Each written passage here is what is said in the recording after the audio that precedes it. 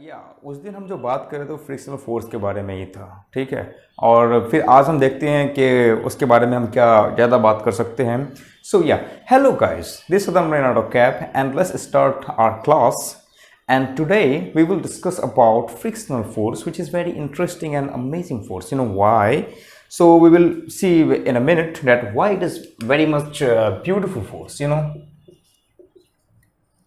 Sometimes when we say friction जब भी हम कहते हैं तो हमारे दिमाग में एक ऐसा चीज़ आता है कि यार फ्रिक्शन होगा, किसी भी चीज़ में फ्रिक्शन हो जाए, या फिर हम ग्रीस का इस्तेमाल करते हैं, ऑयल का इस्तेमाल करते हैं, या फिर कहीं भी चीज़ ऐसे इस्तेमाल करते हैं जहां हम हमेशा चाहते हैं कि हम फ्रिक्शन को क्या करें, रिड्यूस करें।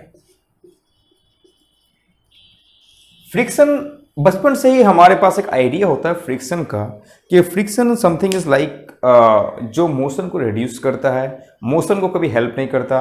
और अगर कोई मशीन में सपोज के आपके पास सबसे पहले जो मशीन आती है वो आती है बाइसाइकिल। तो बाइसाइकिल की जो बॉल बेरिंग्स होती है उसमें क्या होता है, भरपूर मात्रा में ग्रीस लगाते हैं हम।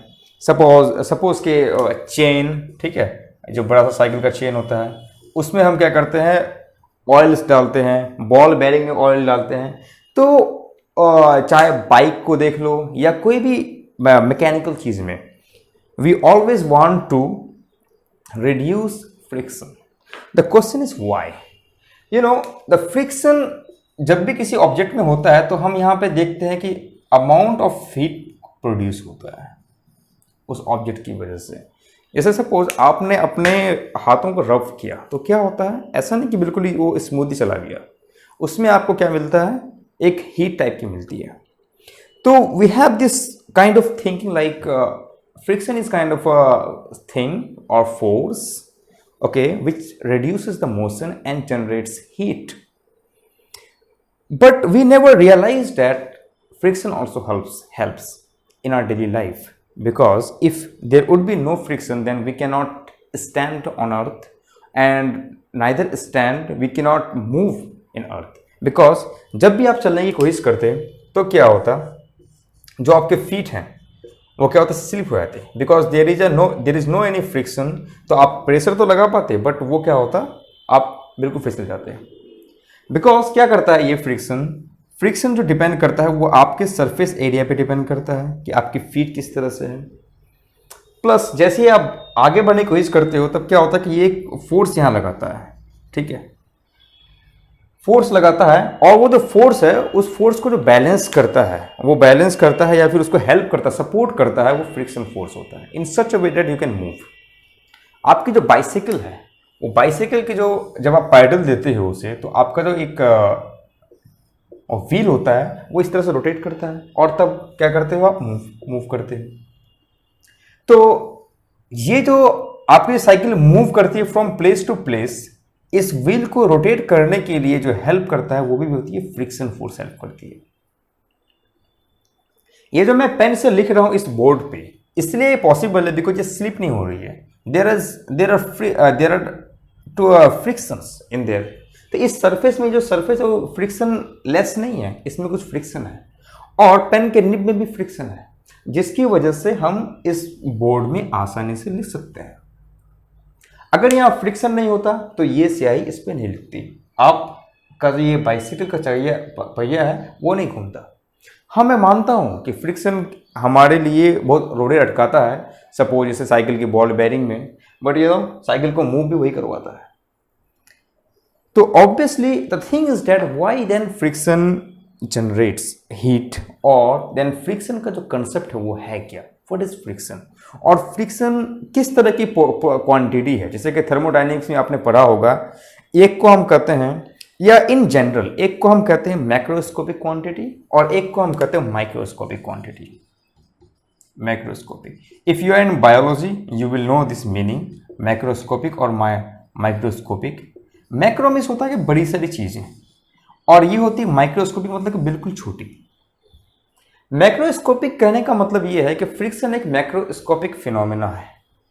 मैक्रोस्कोपिक मतलब क्लासिकल स्केल में, जैसे कि हम अभी के स्केल में देखते हैं in our general life, in daily life.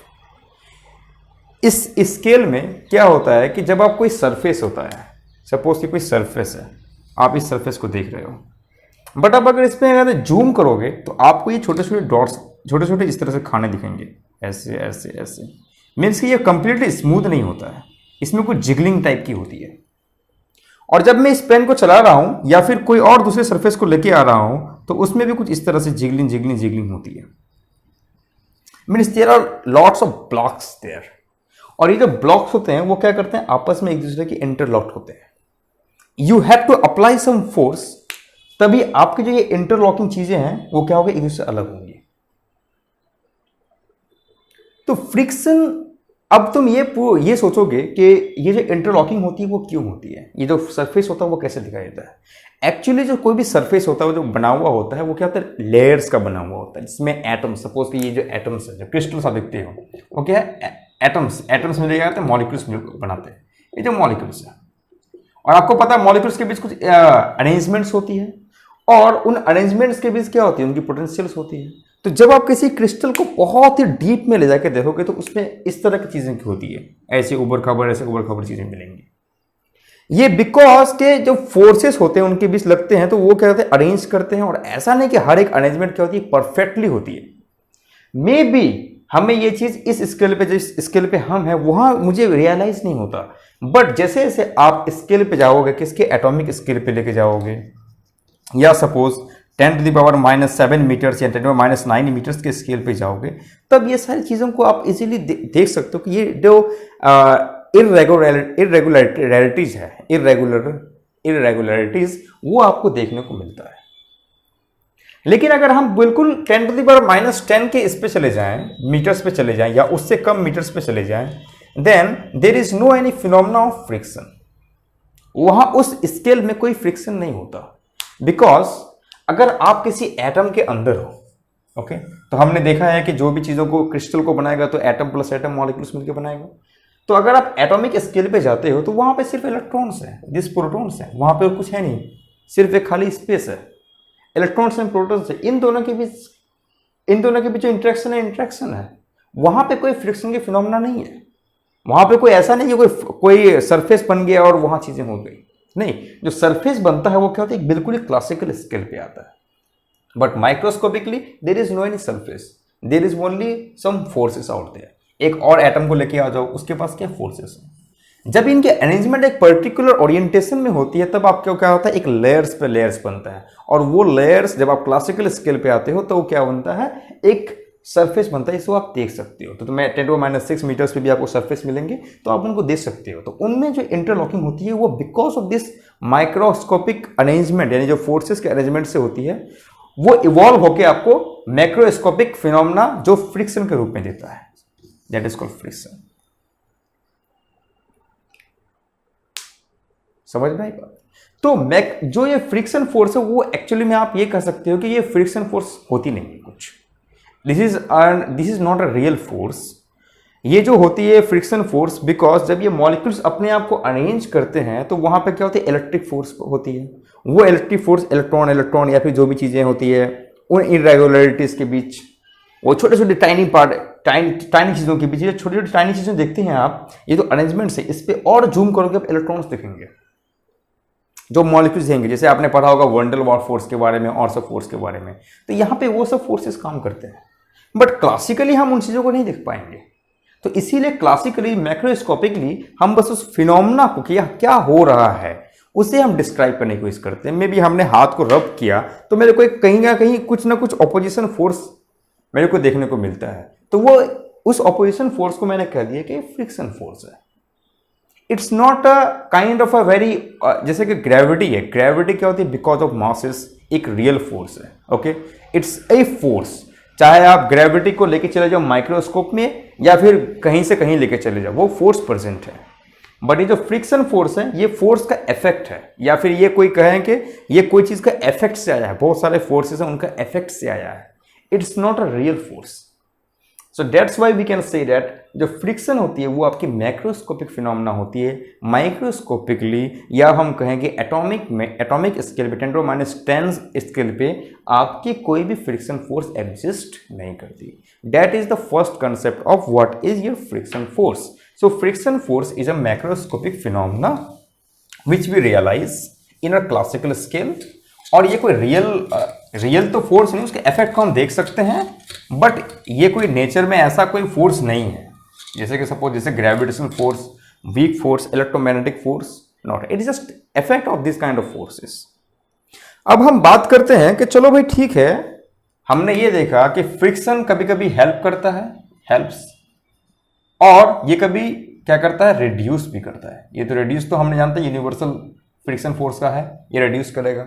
Suppose कि एक ब्लॉक है, वो मूव कर रहा है, अगर ये इसमें कोई फ्रिक्शन नहीं होगा तो ये क्या करेगा, उसमें ऊपर स्लिप कर जाएगा। जैसे कि आप कभी कभी देखे होंगे, अगर कच्चे रास्ते पे आप ट्रैवल किए होंगे, suppose it's not a piece road, it's a कच्चे रास्ता, ठीक है, बारिश का मौसम हुआ, पूरी तरह से मड आ गई, आप बाइक लेके जा रहे हो, साइकिल लेके जा रहे हो, एकदम पूरा स्लिप होता है। क्यों? क्योंकि वहां जो फ्रिक्शन है वो बहुत ही कम है, ओके, बहुत जीरो के करीब आती है। तो देयरफॉर वहां पे क्या होती है, तुम्हारी जो ऑब्जेक्ट है या तुम जाते हो वो बिल्कुल फिसल जाते हो। वहां क्यों नहीं खड़े होकर दिखाते, वहां खड़े होकर दिखाओ। तो वहां क्या होती है, फ्रिक्शन बहुत कम होती है, फ्रिक्शन आपको चलने में हेल्प करता है, बट वहां आपको हेल्प नहीं कर पाएगा। तो अगर यहां कोई फ्रिक्शन नहीं होगी, वहां स्लाइड कर जाएगा। सपोज कि मैंने पिछली बार एक डिस्कस किया था प्रॉब्लम में कि कितनी आप फोर्स लगाओगे इस तरफ कि वो बैलेंस हो जाएगा, तो उसे हम कहते हैं static force, static friction. Static मतलब होता है कि ये मूव ना करने, there is no in dynamics. तो स्टैटिक तब आता है जब आपके पास कोई फिनोमेना हो रही है, कोई चीजें हो रही है, बट वो फ्रिक्शन इस तरह से अप्लाई कर रहा है कि उसे उसमें dynamics means the net acceleration is zero, then we say that static friction. तो फ्रिक्शन जो हेल्प करता है, रिड्यूस करता है, वो दो तरह की होती है, एक स्टैटिक होती है, एक काइनेमेटिक होती है। काइनेमेटिक और स्टैटिक में कोई खास ज़्यादा डिफरेंस नहीं होता। स्टैटिक कहने का मतलब कि अगर कोई सरफेस है तो मैं वो ऑब्जेक्ट इस तरह से मूव कर रहा है कि it's there only, okay, it's there. अगर मैं बोलूं कि ये स्टैटिक फ्रिक्शन है तो इट्स देयर। बट अगर मैं ये कहूं कि सपोज कि जैसे मैंने अपने हाथों को लिया और इस तरह से रब किया, तो काइनेटिक फ्रिक्शन क्या होगी? काइनेटिक फ्रिक्शन में क्या होगा, फ्रिक्शन ऑलरेडी है बट उसमें साथ में मोशन भी होता है। तो ये जो फ्रिक्शन होगी वो क्या होगी, एक कंप्लीट रिलेटिव फ्रिक्शन आ गई। ये क्या होगी, रिलेटिव फ्रिक्शन। स्टैटिक फ्रिक्शन में there is some friction, object is moving और नॉट, इट्स कंप्लीट डिपेंडेंट कि कितना ज्यादा फ्रिक्शन फोर्स हम यहां देंगे तो ऑब्जेक्ट मूव ना करेगा। बट सर्टेनली ऐसा भी हो सकता है कि ये दोनों मोशन, कि ये अगर नीचे जाएगा तो ये ऊपर जा रहा है, ऊपर जा रहा है तो ये नीचे की तरफ जा रहा है, then in that case it's a relative effect. और उस रिलेटिव इफेक्ट को देखने के लिए हमें ये फिगर आउट करना पड़ेगा कि फ्रिक्शन फोर्स की डायरेक्शन किस टाइम में क्या होगी, किस टाइम में क्या नहीं होगी। ऐसे कि आप मेरी इन हाथों को देख रहे हो, अगर मेरा ये स्टिल हाथ है और मैं इसके ऊपर इसे ले जा रहा हूं, तो क्या होगा, ये जो मोशन है इस डायरेक्शन में हो रही है, तो फ्रिक्शन फोर्स ऑब्वियसली इसके लिए जाएगा। फ्रिक्शन फोर्स क्या होगा, इस तरफ होगा, इस हाथ के लिए मेरा ये हाथ ऊपर जा रहा है और ये हाथ, बट ये हाथ क्या देखेगा, ये हाथ देख रहा है क्या कि ये हाथ देख रहा है कि मैं पीछे की तरफ आ रहा हूं, तो इस हाथ के लिए क्या होगा, फ्रिक्शन फोर्स आगे की तरफ जाएगा। And this is the concept of kinetic friction, where friction is there but it's kind of a relative effect, कि अब तुमको देखना पड़ेगा कौन सा ऑब्जेक्ट किधर को मूव कर रहा है और कौन सा ऑब्जेक्ट किधर को मूव नहीं कर रहा। तो अब तक के वीडियो में हमने यही देख रखा है अब तक कि व्हाट इज फ्रिक्शन, फ्रिक्शन क्या होती है, फ्रिक्शन कैसी फिनोमेना है, फ्रिक्शन में क्या एक्चुअली में होता है, और फ्रिक्शन हमें क्या हेल्प करता है और फ्रिक्शन हमें क्या हेल्प नहीं करता। Okay, then we saw that friction are kind of two types. Friction एक स्टैटिक फ्रिक्शन होता है जो there is it's there only, और फ्रिक्शन होता है काइनेटिक फ्रिक्शन। काइनेटिक फ्रिक्शन कहने का मतलब कि दोनों ऑब्जेक्ट के बीच लगता है। फ्रिक्शन जो होता है वो हमेशा सरफेस के बीच होता है, ऐसा मैंने अभी बताया। फ्रिक्शन की प्रॉपर्टी क्या होती है, वो सरफेस के बीच होता है, ऐसे ही नहीं कि हवा में आ गया फ्रिक्शन। वेल, हवा की भी फ्रिक्शन होती है, ओके। एयर में अगर कोई तुम चीज़ों को उछालते हो तो एयर भी अपना क्या करता है, फ्रिक्शन लगाता है। वाटर की भी अपनी क्या होती है, फ्रिक्शन होती है। तो these guys also have some friction. तो उस केस में फ्रिक्शन की जो फॉर्मूलेज होते हैं वो डिफरेंट होते हैं, और अभी जो हम डिस्कस करेंगे उसमें जो फ्रिक्शन का जो फॉर्मूलाज आएगा वो कंप्लीटली डिफरेंट होता है। तो फ्रिक्शन फोर्स को हम दिखाते हैं, friction has also a force, therefore इसका जो ऐसा यूनिट होगा वो होगा न्यूटन।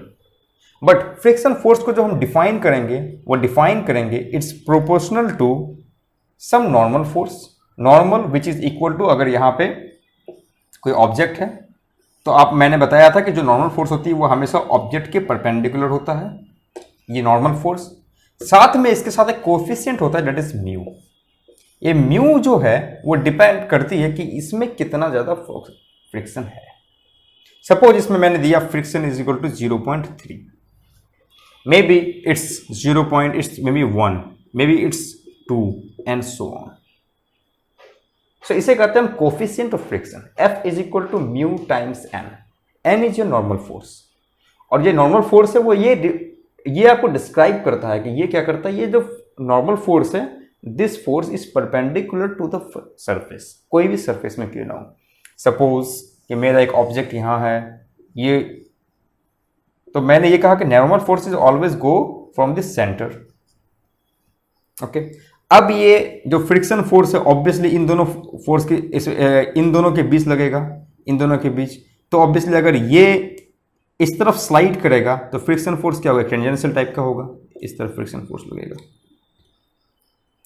और मैं अगर ये कहूं कि इसमें जो ग्रेविटी है, इसका जो वेट है वो क्या है, mg यहां पर है, तो मुझे ये फिगर आउट करना पड़ेगा first of all, may be यहां का जो फ्रिक्शन फोर्स है दैट इज म्यू। मुझे ये फिगर आउट करना पड़ेगा कि ये mg, ये नॉर्मल फोर्स कितना है, तो मैं बोलूंगा यहां पे तू भाई बना रहा है थीटा। उसके बाद ये f परपेंडिकुलर है किसके, n के, तो friction force is equal to क्या हो जाएगा, क्योंकि ये जो एक्सेलरेशन क्या करेगा, इस तरफ की तरफ जाएगा, मे बी ma है इसका एक्सेलरेशन, और ये क्या है mg साइन थीटा हो जाएगा ये वाला। तो friction force is equal to हो जाएगा mu times n। Normal force में देख सकता हूं, normal force is nothing but mg cos theta. So mu mg cos theta. अब मैं यहां देख रहा हूं कि अगर नेट एक्सेलरेशन इस तरफ है तो मैं यहां पे लिख सकता हूं इस ऑब्जेक्ट के लिए mg sin theta minus friction force is equal to m times acceleration. It will have some acceleration, then here mg sin theta minus mu mg cos theta is equal to m times a। तो a is equal to g sin theta minus mu cos theta। और अगर यहां पे कोई friction नहीं होता तो mu is equal to 0, और ये क्या आता सीधे a is equal to g sin theta के, ये क्या हो जाएगा सीधे नीचे की तरफ लुढ़क जाएगा with acceleration G sine theta as if it's in free fall. यहां से जाएगा, ये यहां आएगा, बिल्कुल ही नीचे की तरफ चले जाएगा, यहां तो कुछ स्लाइड होगा, यहां के बाद कंप्लीट नीचे की तरफ जाएगा। तो इस तरह से हम फिगर आउट करते हैं कि फ्रिक्शन फोर्स कैसे कहीं हेल्प करती है और कहाँ रिड्यूस करती है। तो जैसे आप देख सकते हो यहाँ पे क्या हो गया, एक्सेलरेटर क्या करता है, रिड्यूस कर दिया with mu into cos theta. But there are some cases, जैसे कि मैंने अभी साइकिल वाला बताया, साइकिल का चक्का घूमेगा तो उसका जो वो है बेयरिंग है वो क्या करेगा, आगे की तरफ जाएगा। मीन्स के अल्टीमेटली साइकिल का चक्का घूम रहा है और तुम आगे की तरफ जा रहे हो। वो आगे की तरफ इसलिए जा रहे हो क्योंकि फ्रिक्शन तुम्हें आगे की तरफ पुश कर रहा है, आगे की तरफ जाने के लिए हेल्प कर रहा है, एक्सलरेट कर रहा है आगे की तरफ। तो उन चीज़ों को भी हम देखेंगे, बहुत ही अच्छी तरीके से देखेंगे कैसे क्या होता है। बट हम ये देखते हैं कि in kinetic cases, static case में ये है कि कोई ऑब्जेक्ट अगर मूव करेगा तो हमें कितना एंगल चाहिए कि वो नहीं गिरे। Okay, that is called static. Means कि अगर सपोज कि मेरा एक प्लेन है, ऑब्वियसली इसका क्या होगा mg, और यहां जैसे हमने बात किया था mg साइन थीटा, ये नॉर्मल फोर्स यहां आ जाएगी, और ये जो होगा mg cos थीटा। अब क्वेश्चन ये है कि यहां फ्रिक्शन फोर्स कितना होना चाहिए, what should be the friction force कि ये ऑब्जेक्ट मूव नहीं करे। और ये आती है बात स्टैटिक फ्रिक्शन में आ गई, that is mu S. F is equal to mu S into N. Mu S is nothing but M G cos theta. अब ये फ्रिक्शन फोर्स इतना हो जाए कि ये क्या होगा, ये जो फोर्स लग रहा है एम जी साइन थीटा जो इसे एक्सेलरेट कर रहा है, okay, M G sine theta क्या करेगा, इसे एक्सेलरेट करेगा। बट इन दोनों के बीच क्या होगा, एक फोर्स इस डायरेक्शन में लग रहा है which is called friction force. ये फोर्स इसे इक्वेट करेगा। So F is equal to M G sine theta. We know from here F is equal to mu mg cos theta. So this will be nothing but mu mg cos theta is mg sin theta. The mg cancel, sin by cos is tan theta is equal to mu. तो अगर आप tan theta is equal to mu को रखोगे कोई भी value के लिए, suppose tan 30 degree is equal to 1/√3, तो म्यू इज इक्वल टू क्या आ जाएगा, फॉर थीटा इज 30 डिग्री, तो म्यू की जो वैल्यू होनी चाहिए 1/√3 होगी। अगर म्यू की वैल्यू तुमने इतनी 1/√3 डाली तो ये ऑब्जेक्ट क्या करेगा, इस वेज पे वो क्या करेगा, स्लाइड नहीं करेगा। That is the example of static friction. तो स्टैटिक फ्रिक्शन में हमने ये देखा कि हमें फिगर आउट ये करना पड़ेगा कि नॉर्मल फोर्स कितना है। If you can figure out the normal force then it's easy to find out what is the friction force. But fun part start होता है यहां। काइनेटिक फ्रिक्शन में जब मैंने ये कहा कि जो फ्रिक्शन होती है वो रिलेटिव पार्ट होती है, इसमें रिलेटिव पार्ट में क्या होता है, क्योंकि वहां फ्रिक्शन तो होता है बट ऑब्जेक्ट ऑल्सो मूव करता है, वहां object is moving there. Object move करने का मतलब क्या हुआ कि सपोज तुम्हारे पास एक ब्लॉक ये है, दूसरा ब्लॉक ये है,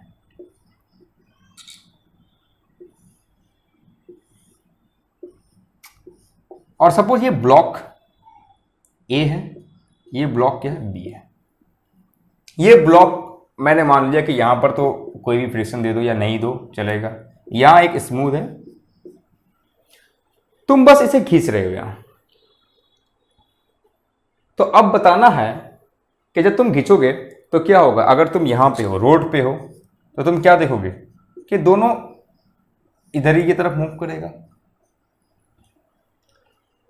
मैंने ये कहा कि there is a force, there is a friction between this block और दिस ब्लॉक। ब्लॉक ए और ब्लॉक बी के बीच मैंने क्या दिया, एक फ्रिक्शन दिया कि भाई तुम फ्रिक्शन में हो। अगर यहां फ्रिक्शन नहीं होता, अगर तुम कोई भी फोर्स डालते तो वो क्या करता, ये वो बिल्कुल वहां स्लिप हो जाता और वो नीचे गिर जाता, क्योंकि उस पर कोई फोर्स नहीं लग रहा है, इस पर कोई फोर्स नहीं लगेगा, because there is nothing to act some forces. इससे तुम खींचो, जैसे कि न्यूटन सेकंड लॉ में तुम करो, सपोज एक ग्लास ले लो और एक ग्लास लेने के बाद एक कार्डबोर्ड लो उसके ऊपर, और उसके ऊपर एक सिक्का रख लो और इसे तुम झटका दो, इंपल्स कहते हैं ना, इंपल्स इसे दो, तब क्या होगा, ये वाला सिक्का नीचे की तरफ गिर जाएगा। इसमें कार्डबोर्ड होना चाहिए और थोड़ा स्लिपरी होना चाहिए, क्योंकि फ्रिक्शन तो ऑब्वियसली रहेगा ही, बट तुम्हें उससे ज्यादा वेलोसिटी देनी है, तो क्या करेगा वो, इसमें क्या होगा देखना, अगर तुम थोड़ा सा वेलोसिटी दोगे तो क्या करेगा, सिक्का थोड़ा उसके साथ मूव करेगा। इसमें तो कोई फोर्स तुमने नहीं डाला, जो भी डाला फोर्स इसमें डाला, तो फिर सिक्का क्यों थोड़ा सा मूव किया। और अगर तुमने धीरे से किया तो ऑब्वियसली ये क्या करेगा, वो उधर गिर जाएगा। तो तुम्हें बहुत फास्ट मूव करना है, बहुत फास्ट फ्लिक करना है ऐसे, तब वो सिक्का नीचे की तरफ गिरेगा। It means that friction is kind of helping this object to move along it. तो फ्रिक्शन फोर्स यहां पे क्या कर रहा है, जनरेट कर रहा है सम एक्सेलरेशन, कि तुम भाई इधर जाओ। तो अगर मैं ए की तरफ, ए में यहां बैठा हुआ हूं, सपोज कि मैं क्या हुआ हूं, बैठा हुआ हूं ए की तरफ, ए के ऊपर, तो मैं क्या देखूंगा, जब अगर मैं ऊपर बैठा हुआ हूं, मैं देखूंगा कि ये जो बी है विद रेस्पेक्ट टू मी, ये क्या जा रहा है, पीछे की तरफ जा रहा है, इसकी जो मूवमेंट है वो पीछे की तरफ जा रहा है। और मैंने कहा कि जो फ्रिक्शन है वो क्या करेगा, अपोज करेगा मोशन को। तो जब ये, अगर मैं यहां बैठा हुआ हूं, तो ये अगर पीछे की तरफ जा रहा है तो फ्रिक्शन फोर्स किधर जा रहा है, फ्रिक्शन फोर्स तो मैं राइट की तरफ लगेगा। और यही फ्रिक्शन फोर्स क्या करेगा, इस ऑब्जेक्ट को मूव कराएगा इस तरफ। So there is nothing, only a friction force is acting on this, क्योंकि फोर्स तो तुम यहां लगा रहे हो, इस पे कुछ नहीं लगा रहे हो फोर्स, बट इस पे क्या फ्रिक्शन फोर्स है। तो तुम यहां बैठ जाओ, यहां बैठ के देखो कि ये जगह अगर यहां ये बंदा बोला कि सबको उधर जाएगा, ऑब्वियसली जाना ही है सबको उधर, ओके, तब तुम बहुत ज्यादा फोर्स नहीं लगा रहे हो कि तुम वहां से नीचे गिर जाओ, बस तुम इतना फोर्स लगा रहे हो कि दोनों साथ में चले जाए। तो अगर तुम यहां पे बैठे हुए हो तो क्या होगा कि कुछ देखोगे तुम मोमेंटरली, ये क्या होगा, इस तरफ स्लाइड कर रहा है या फिर ये इस तरफ जा रहा है, तो ऑब्वियसली फ्रिक्शन फोर्स क्या होगा, इधर जाएगा। तो अब हम देख सकते हैं कि इस पे क्या करें, एक फ्रिक्शन फोर्स इस डायरेक्शन में लग रहा है, और ये फ्रिक्शन फोर्स बोलेगा mass of A times acceleration, कि तुम एक्सेलरेट कर जाओ। सिमिलरली जब हम बी में हैं, जब मैं यहां पे बैठूंगा, बी में देखूंगा, तब क्या मैं देखूंगा? जब मैं यहां बैठा हुआ तब मैं क्या देखूंगा? मैं देखूंगा कि ये जो ऑब्जेक्ट जब मैं इस तरफ आया तब क्या होगा, ये मेरे साथ, क्योंकि मैं इधर जा रहा हूं, मैं ये कंप्लीट पैकेज जा रहा है, तो मैं इस डायरेक्शन में जा रहा हूं, ठीक है, okay. I am sitting here, now I am seeing this block ए। वो ब्लॉक क्या करेगा? मूव कर रहा है इस डायरेक्शन में, तो फ्रिक्शन मेरा कहां जाएगा?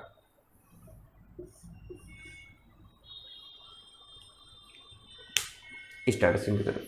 तो इस ब्लॉक के लिए अब फ्रिक्शन क्या हो गया? इस ब्लॉक के लिए फ्रिक्शन ऐसे काम कर रहा है जो इस पूरे के पूरे फोर्स को रिड्यूस कर रहा है। बट इस ब्लॉक के लिए मैंने देखा इस पे कोई फोर्स नहीं लग रहा है। इस ब्लॉक के लिए मैंने देखा कि जो फोर्स है, जो फोर्स है वो क्या कर रहा है, जो फ्रिक्शन फोर्स है वो इसे हेल्प कर रहा है किसे एक्सेलरेट होने में। इट्स ए व्यू तुम्हें अंडरस्टैंड करने के लिए कि तुम्हें कहां से कहां देखना है, that is the most important part. तो फ्रिक्शन फोर्स की जो डायरेक्शन है उसे फिगर आउट करने के लिए तुम्हें जो हेल्प लेना पड़ेगा वो फर्स्ट लॉ ऑफ मोशन को लेना पड़ेगा। तुम्हें कहना पड़ेगा सपोज कि यहां पे कोई फ्रिक्शन नहीं होता, तब क्या होता? तो अगर मैं इतना छोटा फोर्स दिया कि ये क्या करे, इसके लिए रेस्ट हो जाएगा कंप्लीटली, तो ये मूव कर जाएगा, ये क्या हो जाएगा? रेस्ट हो जाएगा। या फिर ये भी अगर मूव करेगा तो क्यों मूव करेगा? These are the things. तो रियल लाइफ के एग्जाम्पल से sometimes we say that friction is helping and sometimes we say that friction is not helping. Okay, तो ये ऑब्जर्वर पे डिपेंड करता है कि वो ऑब्जर्वर कहाँ है, but things will be same, things will be perfectly same. The thing is that अगर मेरे पास एम ए है तो ये फ्रिक्शन फोर्स क्या लग रहा है, इसकी वजह से वो एक्सेलरेट करेगा, F is equal to M A. अब मैं यहां बोलूंगा कि जब मैं ऑब्जेक्ट ए को देख रहा हूं और फ्रिक्शन फोर्स इस तरफ लग रहा है जिसकी वजह से ये क्या कर रहा है, एक्सेलरेट कर रहा है, तो फ्रिक्शन फोर्स, तो ये जाएगा क्या नीचे, एम ए जी। ये इस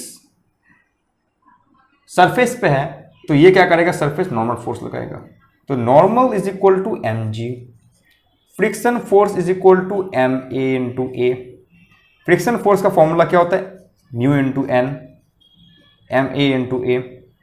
तो मेरे को फाइंड आउट करना है acceleration, mu N is equal to M G, जिस symbol A over M A, यही तो था ना, this is nothing but mu times G. तो यहां जो भी कोफिशिएंट होगा इस दोनों के सरफेस में, डेट विल बी एक्सेलरेशन, कि ये फोर्स का ये जो ऑब्जेक्ट होगा उसकी एक्सेलरेशन इतनी होगी। अब मैं ये फाइंड आउट करता हूं कि इसके केस में क्या होगा। जब मैं फोर्स यहां लगा रहा हूं, force is going to right, जो फ्रिक्शन फोर्स है वो लेफ्ट की तरफ लग रहा है, this is force is equal to mass of B times acceleration. इस केस में एक्सेलरेशन क्या होगा, वेल देखा जाए तो फोर्स इज फोर्स फ्रिक्शन। तो जब इस बड़े से ऑब्जेक्ट की तरफ लेते हैं हम, तो यहां से यहां इस ऑब्जेक्ट में कितने कितने फोर्स लग रहे हैं, एक जो नॉर्मल फोर्स इसका यहां लगाएगा maybe N B, but ये जो ऑब्जेक्ट है इसके ऊपर खड़ा है ये तो अपना वेट इधर लगाएगा ना, तो ये निकल आएगा M A into G, N B इस तरफ और एक जो गया वो इस तरफ गया, तो टोटल क्या होगा, ये वेक्टर क्या हो जाएगा, माइनस हो जाएगा। टोटल नॉर्मल फोर्स कितना लगेगा इस पे, तो नॉर्मल फोर्स अगर हम इस पे देखें तो ये हो जाएगा M B minus M A into G, the simple vector. अब फ्रिक्शन फोर्स यहां है minus mu into N, N is M B minus M A is equal to M B times acceleration. अब तुम इसे सॉल्व कर दो and then you can figure out what is the acceleration for this object. तो या this is अगर तुम इसे फर्स्ट टाइम करोगे then it's always a problem for also experts to determine where is the where the force is coming, because to explain this अगर इसमें force लग रहा है तो ऑब्वियसली ये जा रहा है तो इस पर हेल्प क्या करेगा, फ्रिक्शन करेगा। It's kind of intuitive manner but the thing is that kinetic friction के साथ प्रॉब्लम ये है कि when the object is moving, an object is moving with the friction, okay, and the two surfaces are moving, ऐसा नहीं कि एक surface move कर रहा है, दो सरफेस मूव कर रहा है, जैसे कि यहाँ पे तो कितना फोर्स लगाओगे और ये जो फ्रिक्शन फोर्स है वो कहाँ लग रहा है, that is a kind of a thing complicated one कि तुम्हारा कौन सा चीज़ क्या हेल्प कर रहा है। तुम ऐसा भी कर सकते हो कि मैं यहाँ पे फोर्स नहीं लगाऊंगा, कि मैं यहाँ फोर्स लगाऊंगा, तब क्या हो जाएगा, और मैं यहाँ फ्रिक्शन लगाऊंगा। ऑब्वियसली जब ये फोर्स इस तरफ लगेगा तो ये जो फ्रिक्शन है वो ऐसा आएगा। इस ऑब्जेक्ट को मूव करने के लिए कौन सा मूव कराएगा, जो फ्रिक्शन फोर्स है वो मूव कराएगा। Things will be in different direction. तो ये सब चीजें हैं, इसके बारे में मैं प्रॉब्लम डिटेल्स में करूंगा। So for now this is all in friction and we will maybe dig deeper into it and we will also apply this formula to find out in circular motion, or friction is kind of everywhere. So we will do I think 8 to 10 problems to understand this whole concept, and we also find out what is this for an equilibrium case. So for now, thank you so much. This is Adam Vinado Camp. Stay tuned.